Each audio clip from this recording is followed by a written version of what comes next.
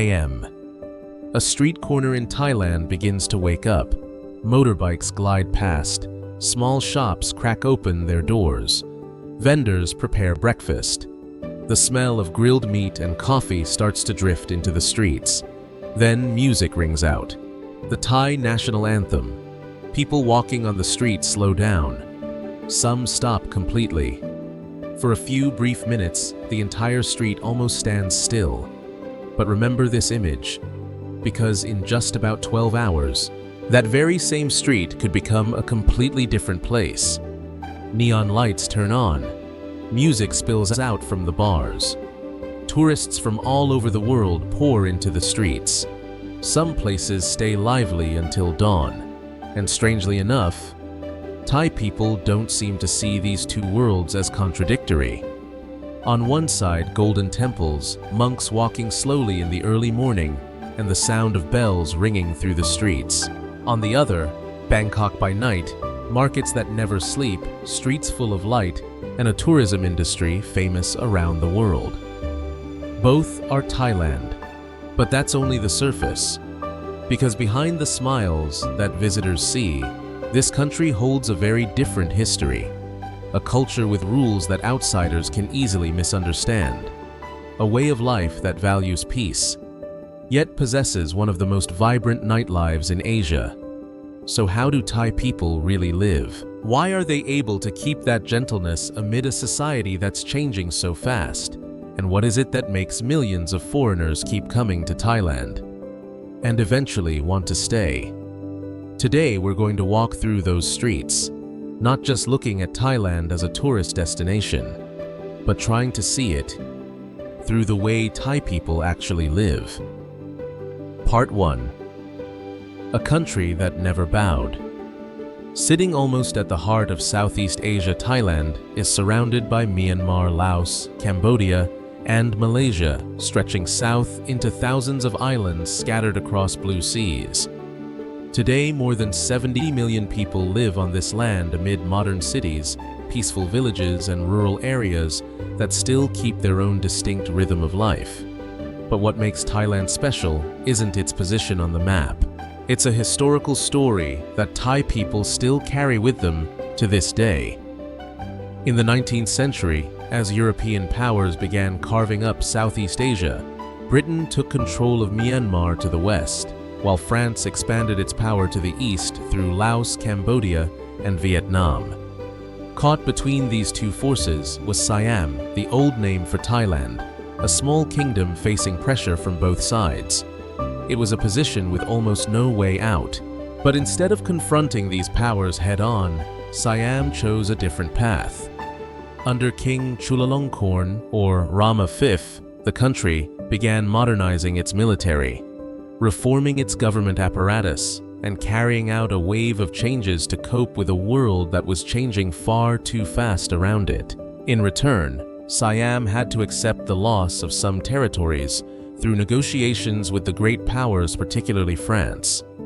These were painful concessions, but in the end they allowed the core of the kingdom to keep its independence.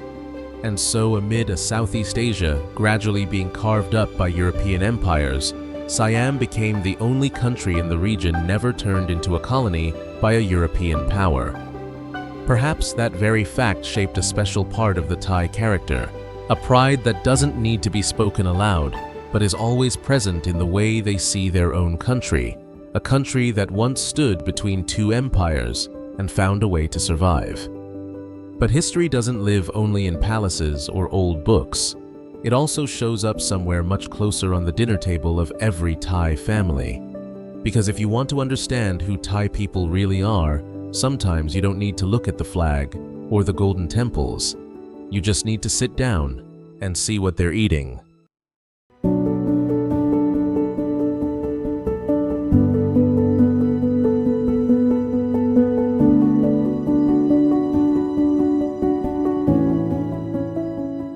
Part 2. A Plate of Food. A story about Thailand. If there's one simplest way to understand Thailand, it might be sitting down at a street food stall and ordering whatever's steaming in front of you. Because in this country, food has never just been about filling your stomach. Every dish carries a piece of history, a region, and sometimes even a story of how Thai people adapted to survive. Let's start with Pad Thai, the dish nearly every visitor to Thailand has tried at least once. But here's the interesting part. It's not nearly as ancient as most people think. In the 1930s, the government of Prime Minister Plek Songkran actively promoted Pad Thai as a dish of national identity, one that saved rice and was easy to prepare.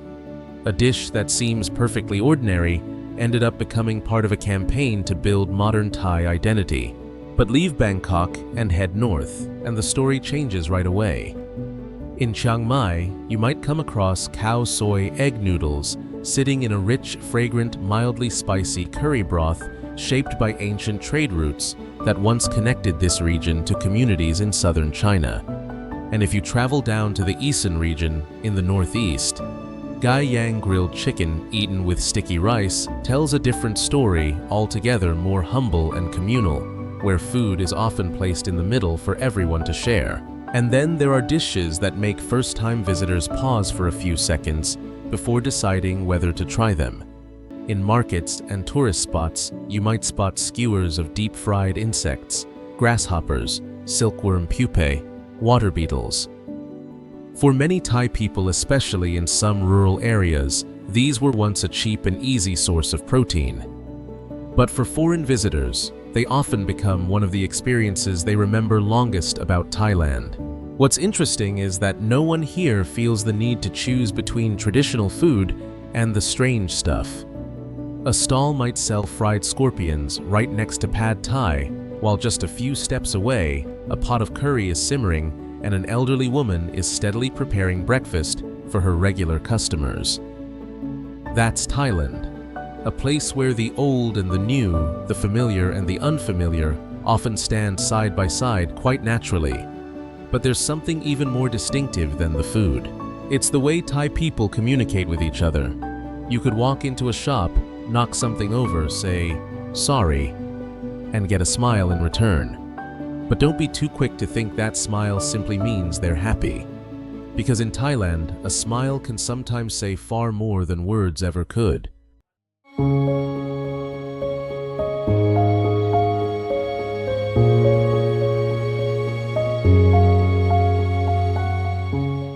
Part 3. A smile that's not just a smile. Thailand is often called the land of smiles. But if you think that that just means Thai people are always happy, you might be missing the most interesting part of this place. Here, a smile can be a greeting, a thank you, a sign of embarrassment, even a way of saying no without making the other person lose face. Behind it lies a very Thai concept, kreng jai, not wanting to bother others, not wanting to put anyone in an awkward spot, and especially not wanting an ordinary conversation to turn into conflict. So sometimes Thai people smile not because they're happy. They smile to keep things light, and that partly explains the distinctive grace often noted in Thai women. Behind the appearance that visitors tend to notice, many women run their own households, shops, and small businesses, an independence that doesn't need to announce itself. Maybe this is the part worth remembering. In Thailand, strength doesn't always come from speaking louder than others. It comes from the ability to keep things smooth. But this land of smiles has a side that catches many outsiders off guard. A society that looks so traditional is changing faster than you'd think. Part 4. A society more open than you'd expect.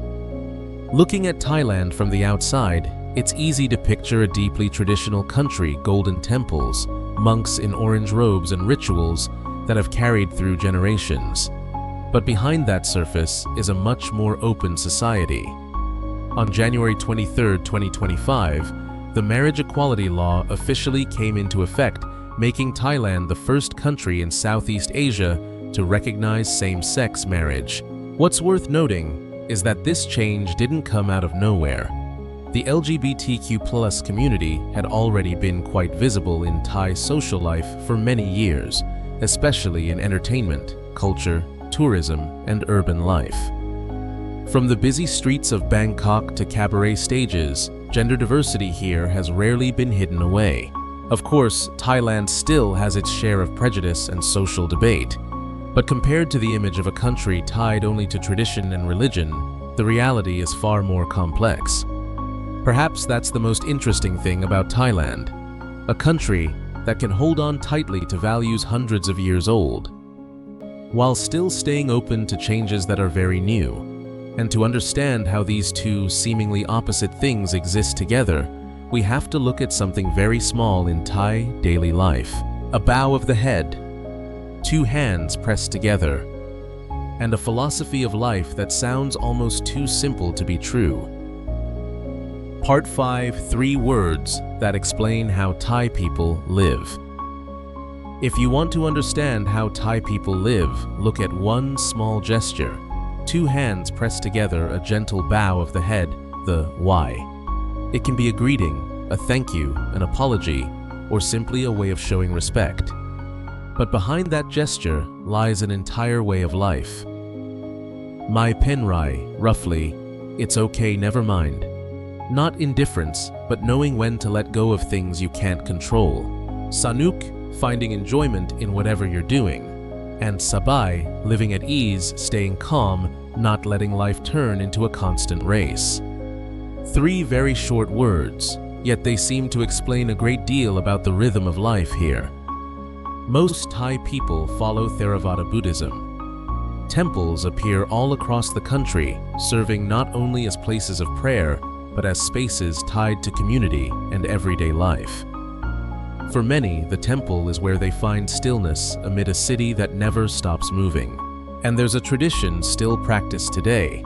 Some Thai men will ordain as monks for a period of time, sometimes just a few weeks before major milestones in their lives, giving up their phones, stepping away from the noise, shaving their heads, putting on monk's robes, and living with the simplest things. Perhaps that's one of the rare moments when a person can truly hear themselves. But in Thailand, this gentleness comes paired with rules that visitors shouldn't take lightly, because there are things that seem very small, yet getting just one of them wrong is enough to remind you that you're standing in a completely different culture. Part 6. Rules no one writes down. In Thailand, there are rules that don't need to be posted on any wall, yet everyone understands them. When the national anthem plays in the morning and evening, people at train stations, in parks, or out on the street often pause for a moment. No one needs to remind them. It's become almost a reflex. Then there are smaller things one's foreigners can easily get wrong. The head is considered the highest and most sacred part of the body, so it's best not to touch someone else's head, casually, even a child's. The feet, on the other hand, are seen as the lowest part. So, pointing your feet at someone or at a Buddha statue is considered disrespectful. These things might sound minor, but it's exactly these small details that reveal just how much this culture values respect. And there's one more thing visitors should especially keep in mind. Vapes and e-cigarettes are banned in Thailand. Bringing them in, selling them, or even possessing them can lead to serious legal trouble. Thailand can feel very relaxed, but relaxed doesn't mean without limits, because the deeper you step into life here, the more you realize behind that gentle smile is a society with rules far clearer than outsiders tend to assume. Part 7. Strange things you can only find in Thailand. The longer you stay in Thailand, the more you realize this place holds stories that are hard to believe, yet completely true.